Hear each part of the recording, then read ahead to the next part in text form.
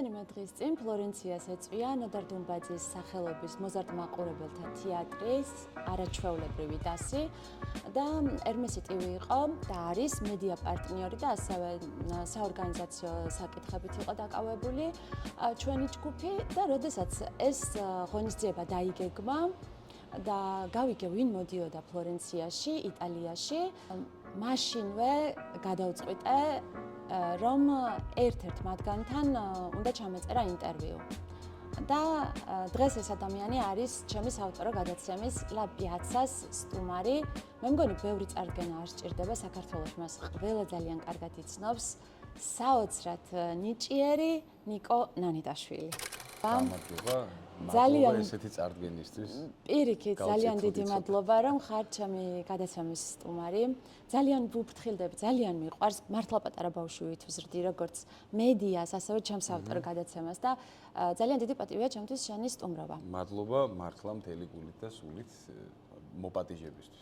და სანამ შენთან კონკრეტულად შენზე შეკითხვებზე გადავალ, რამდენიმე დღის წინ გქონდათ სპექტაკლი ფლორენციაში, სპეციალურად ქართველი ემიგრანტებისთვის ჩამოიტანეთ 3 პიესის მიქსი.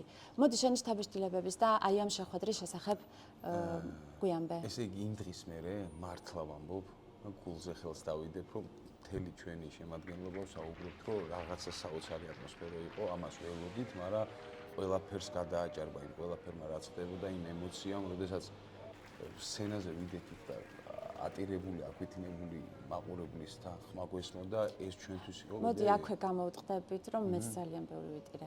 ხო, იმიტომ რომ ჩვენთვისაც ემოციურია.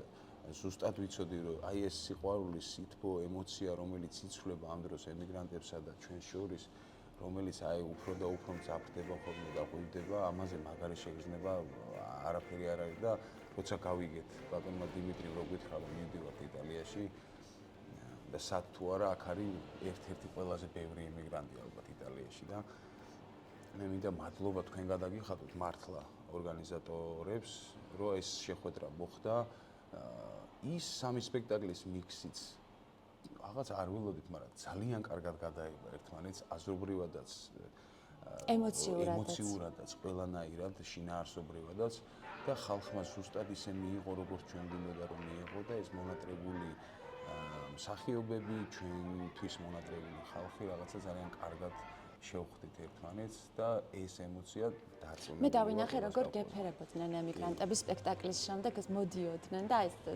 ძალიან გულისამოჩუყებელი სცენა იყო. თუ ვცდები შემისწორე, შენთვის განსაკუთრებულად ემოციური იმიტომ ხარ იყო რომ დედა ემიგრანტი იყო წლების წინ და როცა მე პატარა ვიყავი და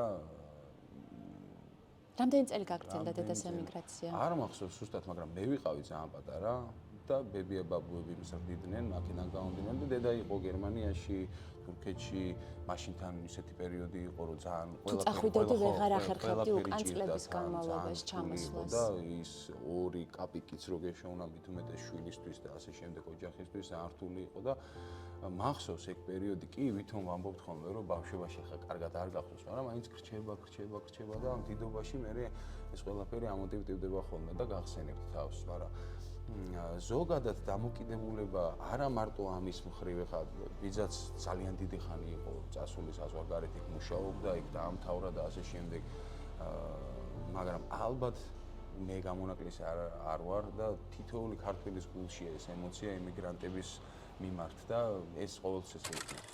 და ის რაც შენ გამოიარე წლების წინ დღესაც ძალიან ბევრი ქართველი ბავშვი დგას ამ პრობლემების წინაშე. თუ შეგიძლია რაღაცა ჩავის მაგვარი რო უთხრა ამ ბავშვებს და დღეს შენ ვინც ხარ და რა პროფესიაშიც ხარ, ეს პატარა რო იყავი და ძილის წინ რაღაცას ის პროფესია არაზეც ოცნებობდი? სიმართლე გითხრა ხა რაზე ოცნებობდი აქედან დავიწყე.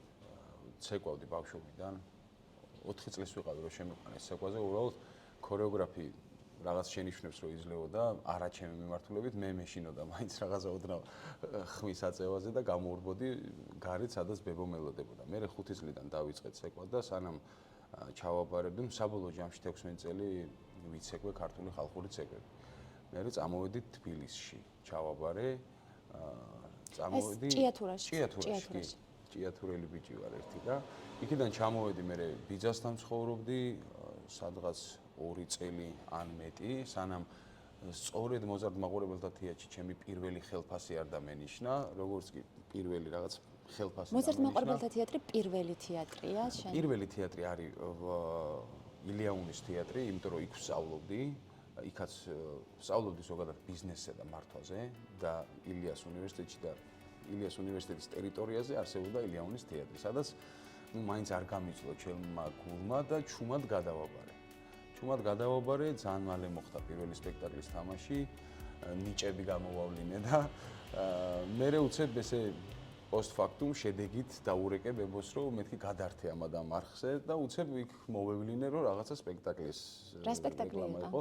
არიქა იყო ბატონმა ოთარ ეგაძემ გააკეთა მიუზიკლი იყო მუსიკალური სპექტაკლი ძალიან კარგი სპექტაკლი იყო გასრულებიც ჰქონდა რამოდენიმე ამ სპექტაკლით ძალიან მოწონდა ყველას იმიტომ რომ მაგას მუსიკალური ნომრები ჰქონდა ქორეოგრაფიული ნომრები და რაღაც შეკრული იყო ძალიან ლამაზად სტუდენტი ბიჭების ცხოვრება ის იყო ჩემი პირველი. მე იქვე ვითამაშე მეორე სპექტაკლი ილიაუნის თეატრში და პარალელურად მე მოხდა ჩემი მოზარდ მაყურებელთა თეატრში მოსვლა. მაგრამ როგორც ერთ-ერთი შტატიანი მსახიობი ვიყავი უკვე მოზარდში პირველი ესეთი ხელფასი მსახიობის. რაში დახარჯე პირველი ხელფასი გახსოვს? ქირაში. მართლა, იმიტომ რომ როგორი იყო იცი რომ ეს ალბათ დაუწერელი რაღაცა დამთხოვები რომ ყველაზე ძალიან როცა მიჭირდა ხოლმე მაშინ დამირეკავდა ან ერთი ბებო ან მეორე ბებო და მეტყოდა რომ აი ბებო 20 ლარი გამოვაკტანე მარშრუტკას სამარშრუტო ტაქსს ან რამეს ხო და ეს იყო ხოლმე ჩემი რაღაცა ცხოვრების ყოველდღიურობა და მინდა ვთქვა რომ ცუდად საერთოდ არ მახსენდება პირიქით ეს აუცილებელია რომ გამოიარო რაღაც გადაფასებებისთვის იმისთვის რომ მიხვდე რა არის კარგი რა არის ცუდი რა არის გასაჭირი და ასე შემდეგ. და ემიგრანტების შვილებთან რჩევაზე? იცი რა რჩევა, ბევრი შეიძლება. როგორ გადალახე შენ ის პერიოდი? ჯერ ერთი იმით რომ აქ როცა ჩამოვედი კიდე ერთხელ ვამბობ რომ ბიძაჩემმა, დედაჩემის ძმამ ფაქტიურად მიშვილა პირდაპირ წესით, იმიტომ რომ თავისი ლუკმა გამიყო, თავად ოჯახი ყავდა, შვილები ყავდა, ნაქირავებს სახლში ცხოვრობდა, მაგრამ მეც მიმიყო და არ არის მარტივი ხა ეს რომ სტუდენტი ადამიანი ამდენი წლით შეიფარო და ასე შემდეგ. რაც არ უნდა ნათესავი და ახლობელი და ოჯახის წევრი იყოს, არ არის. როცა თან არ გაქვს დალხენილი ცხოვრება.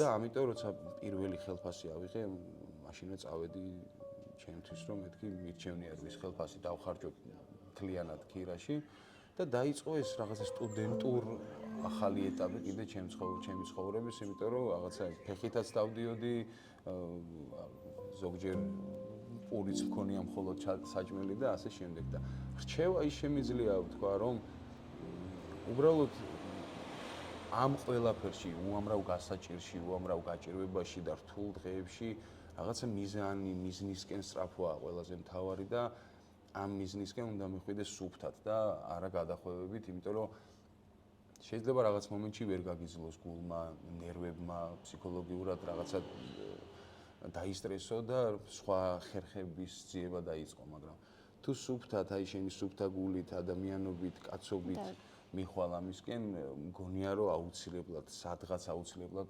გაგიმართლებს და ეს არის ყველაზე მეტად რა გაგიჭირდა?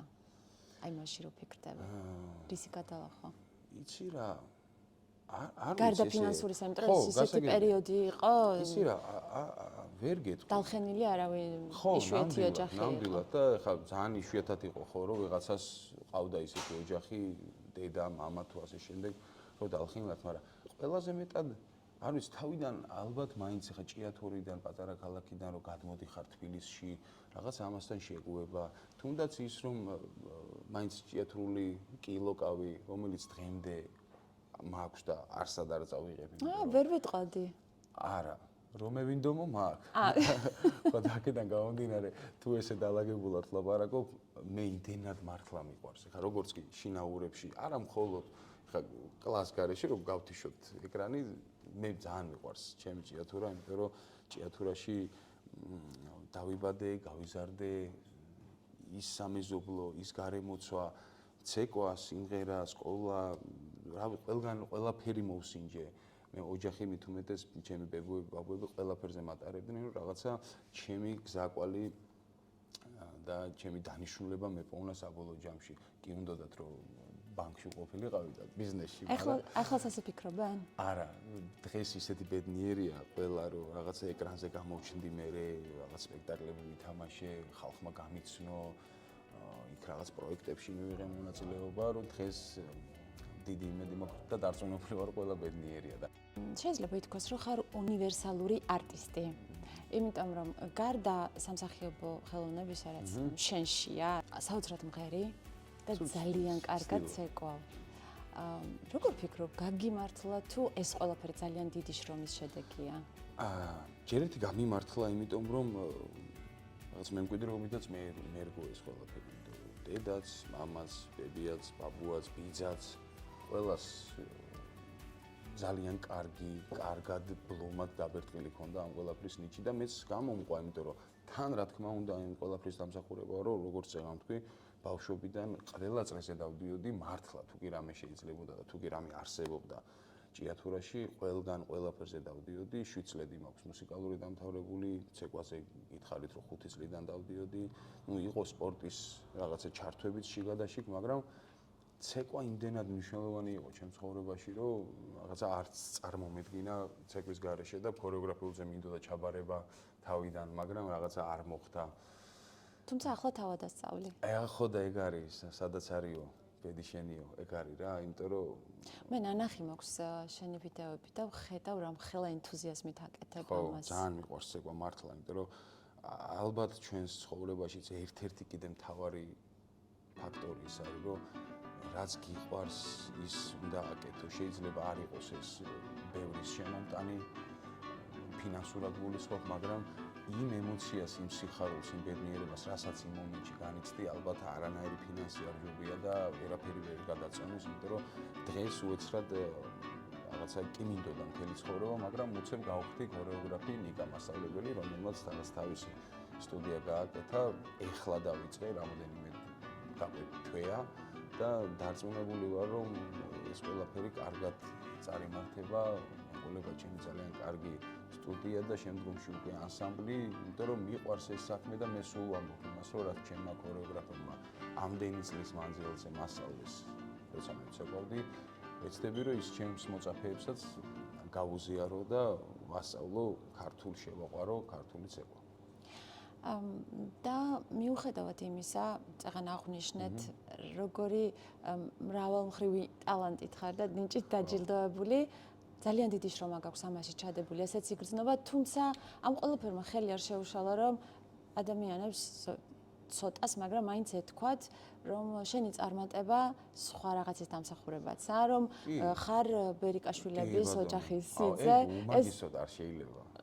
ეგ აუცილებელია, იმიტომ რომ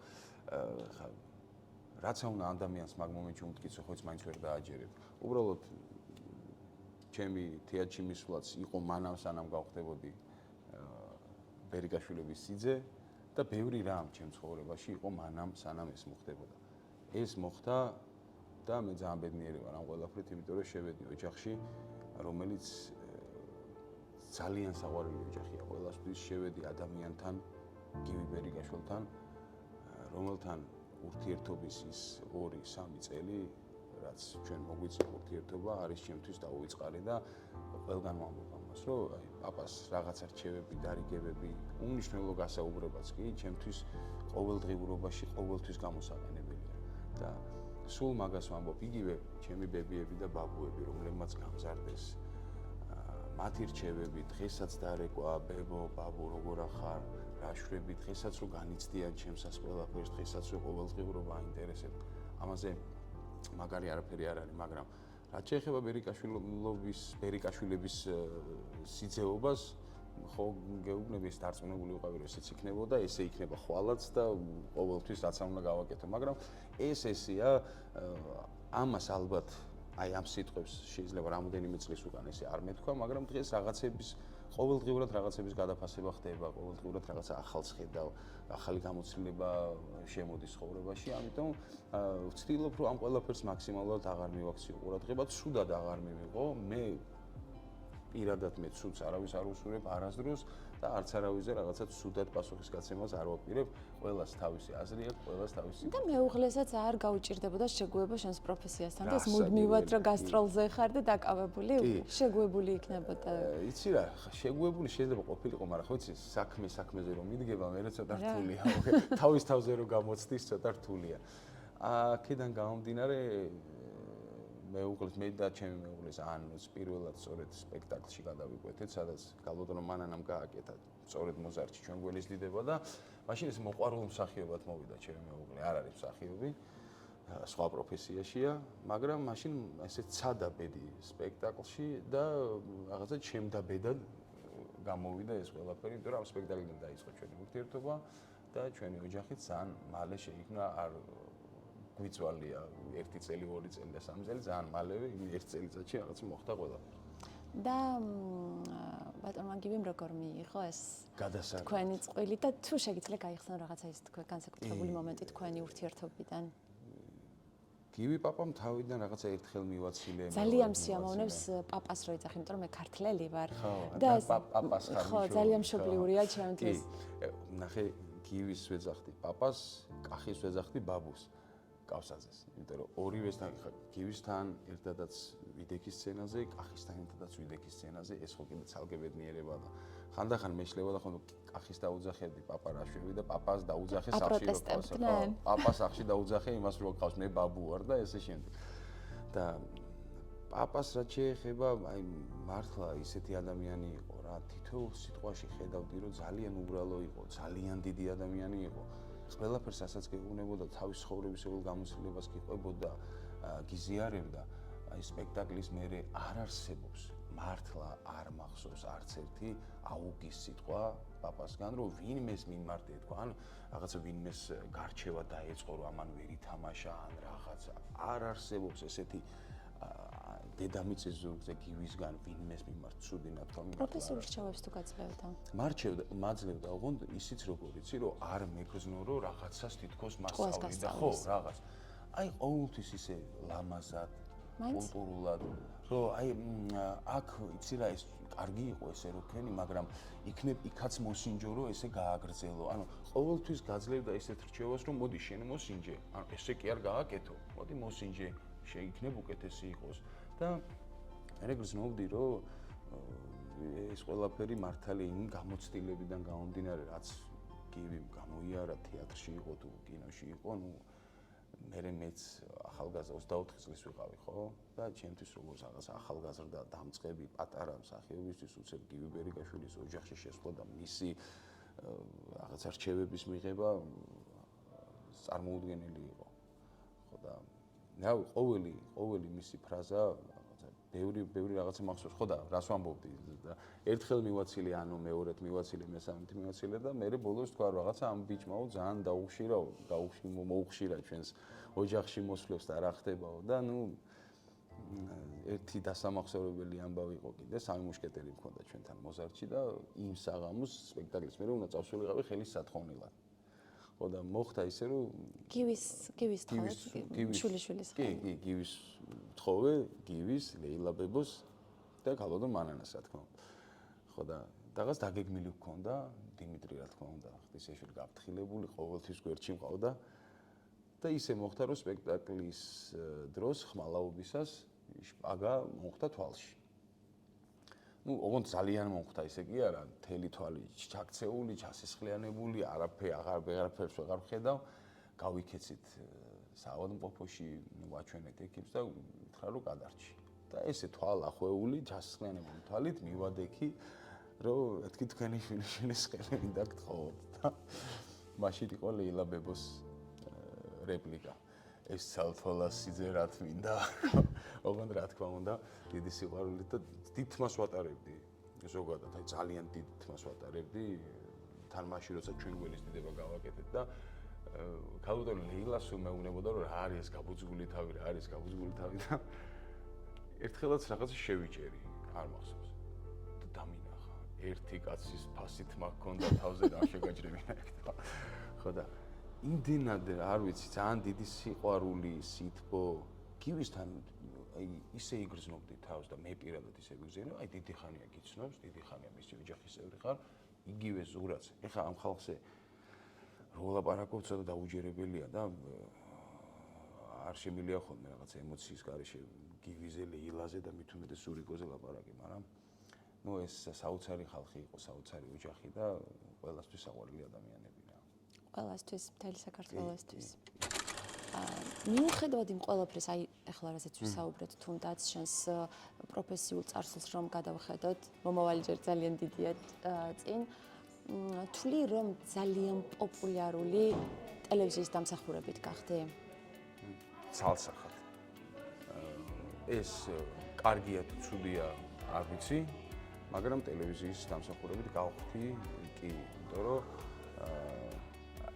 რეალობა ეგ არის ჩვენს ქვეყანაში. შეიძლება ძალიან დიდი ხანი იყო თეატრში, ძალიან ბევრი დასამახსოვრებელი როლი ითამაშო, მაყურებელიც გცნობდეს, კრიტიკოსები იქნება ეს, თეატროსნები თუ ასე შემდეგ, მაგრამ რაღაცა ფართო მასშტაბისთვის, ფართო საზოგადოებისთვის თითქოს მაინც ჭრილში ხარ თუ სერიალებში, თუ ფილმებში არ გამოჩნდი და ასე შემდეგ, რაც არ არის ხა მარტივი.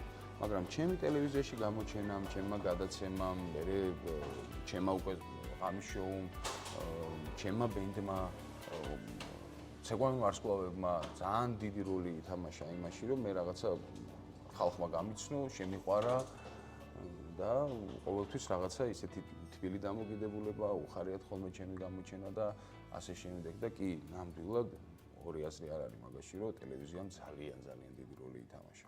და განსაკუთრებულად ჯორჯიან დისკო. რა იყო ეს მაინც? ეს რა იყო? ეს რა იყო ესა? ჯორჯიან დისკო, ხო ქართული დისკო რამდენჯერ გვისაუბრია, უკვე მეორე წელია ხო ამ ყველაფერზე თუ მესამე დაიწყო აღარ ვიცი. ფურორი მოახდინეთ. ნამდვილად თამამად, იმიტომ რომ თავიდან ჩვენც აგვჯეროდა მართლა რთული დასაჯერებელი იყო, რომ ერთ-ერთი რიგითი მუსიკალური ნომერი, რომელიც ჩაიწერა გადაცემისთვის, ხამის შოუს ფორმატისთვის, რაღაც მონოლოგის შემდგომი სიმღერა იყო და შესავალი მახსოვს, შენახulis მაქვს, რომ დათოს ვეუბნები ფორჩხიძეს, რომ მოდი ერთი ვანახოთ სოფლიოს, როგორი დისკოს გაკეთება შეგვიძლია. ოღონდ ესე მოხდა დაიმთხვაც, არ მოუდგენლად. თავიდან 1-2-3 კვირა ესე იყო ჩვეულებრივად, მაგრამ მერე უეცრად TikTok-ი იყო თუ რა, ყველა ასკროლვაზე თუ რა, ისი მართლა ჩვენი დისკო იყო, უკვე ჩვენც აღარ გვინდოდა არც კარგი გააჩერე, გათიშე, გადართე რაღაცა. ისე დაგროვდა და მთელ მსოფლიოში მართლა ისეთი პოპულარობა მოიპოვა ამ სიმღერამ, დაუჯერებელი, მართლა წარმოუდგენელი და ალბათ ესეც რაღაცა ის ბედია და ის იღბალი, ის მონაკვეთი იყო, რაზეც რაღაცა გაისროლა ამ ყველაფერმა და სწორ მომენტში. კი, სწორ მომენტში, სწორ ადგილას და რა ვიცი, თითქმის მთელმა მსოფლიომ გავიცნო, მთელმა თუ არა. კი. ამ ჯორჯიან დისკოთი, რისთვისაც დიდი მადლობა პირველ რიგში Colors და Italo Discos, იმიტომ რომ არსად არ უმალავთ და მათი პროდუქტია ეს და ჩვენ მე რაღაცა ჩვენი ქავერი გავაკეთეთ. თქვენ გაცილებით პოპულარულები იყავით საქართველოში იმ პერიოდში, ვიდრე The Colors-ი იტალიაში. ხო, იმიტომ რომ იტალიელებიც კი გვეუბნებოდნენ, რომ თქვენი ჯობია Colors-ის ასო მართლა. მართლა, იმიტომ რომ რა იყო, იცი რომ ძალიან დიდი, ყველაზე დიდი მოწონება დაიმსახურა, რომ ჩვენ სამეული ვიმსხეროდით, მე მან უნდა ამიკო რაღაც, ყველას თავისი პერსონაჟი, ყველას თავისი ტიპაჟი ქონდა განსახიერებული და მრავალფეროვანი გახდა ეს ყველაფერი. Colors-ი შესანიშნავად ასრულებს ამას. უბრალოდ რაღაცა ერთფეროვანი ბიჭის ხმა, არაფერი ისეთ. აი აქ სამეული სხვადასხვა მიხრა-მოხრებით, სიმღერით, სხვადასხვა ხმით უფრო ბევრად საინტერესო აღმოჩნდა მაყურებლისთვის და მსმენელისთვის. მაგრამ ქართველი მსმენელისთვის გაცილებით საინტერესო ვფიქრობ შენ მიერ შესრულებული ქართული სიმღერა. არ მართლა მე კვირას მოგისმინე, ეს მქონდა ბედნიერება ლაივში მესმინა თქვენი სიმღერისთვის და კომპლიმენტები მინდა ატირეთ პირდაპირ მნიშვნელობით მაყურებელი. ეს შენს ცხოვრებაში სიმღერას რა ადგილი უკავია?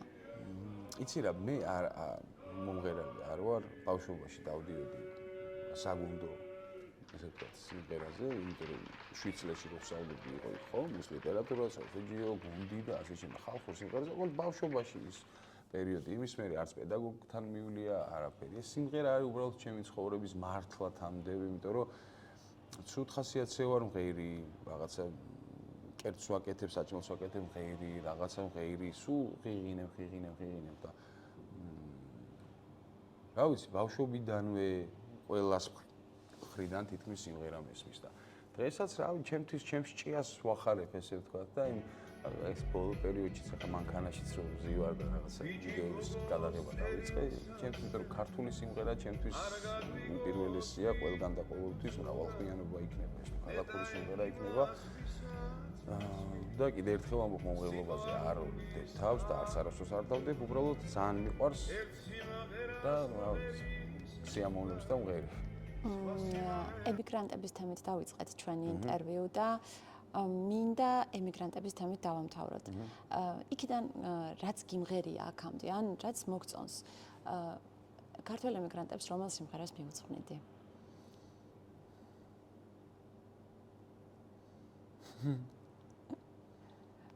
არ ვიცი, ძალიან ბევრს. ეხლა აი დედასპიცა ვარ, რატომღაც არ ვიცი, ცოტა კიდე მოითმინე გულო, არ ვიცი რატო წამომივიდა ეს სიმღერა, არა რაღაცა აქ ხო სულ რაღაც მოლოდინია, სულ რაღაცისკენ სწრაფვა, არ ვიცი, ყველა ემიგრანტი ალბათ ფიქრობს, რომ აი დღეს, აი ხვალ, აი ზეგ, აი დავბრუნდები.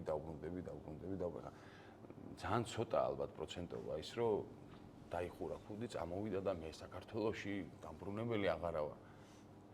ისეთ სიტუაციიდან გამომდინარე, ყველას უნდა ის თავისი ქვეყანა, თავისი მიწაწყალი, თავისი ჰაერი ყველას ეძახის და მით უმეტეს ოჯახი და ალბათ ყველას სურვილია, რომ ძალიან მალე ყველაფერი კარგად იქნება, ჩვენ ქვეყანაშიც დავბრუნდებით, იქაც ყველაფერი დალაგებულად იქნება და რა ვიცი, ეს ყოველ შემთხვევაში ის რაც მოხდა რამოდენიმე დღის წინ ეს შეხვედრა, ესეთი შეხვედრები აცოცხლებს ადამიანებს იმედს მათ გულებში და კიდე ერთხელ მადლობა ამ ყველაფრისთვის. და ძალიან რომ გთხოვთ ამ სიმღერას პეტრა მონაკვეთს შეგვისრულებ. კარგია. კი. ცოტა კიდე მოითმინე გულო, მალე ნუ შეაყვავდება გართან. არაფერი არ გიშველის, არ გიშველის ახლა. ლოდინის და მოთმინების გარდა. ძალიან დიდი მადლობა და ვიცი რომ აქედან კიდევ სხვა ქვეყანაში მიდიხარ, პირდაპირ სხვა გასტროლი. კი, აქედან ჩავალ თუ არა, წავალ უკვე ჩემი ბენდით სხვაგან. წარმატებები მინდა გისურვოთ და ძალიან დიდი სიამოვნებით აუცილებლად გესტუმრებით თეატრში, როცა საქართველოში ჩამოვალთ. მობრძანდით როცა გინდათ, ეხლა თან რაღაც რემონტსაც ვაპირებთ და რაღაც კარგად დავხვდებით. ძალიან დიდი მადლობა. მალე შეხვედრამდე. გაიხარეთ.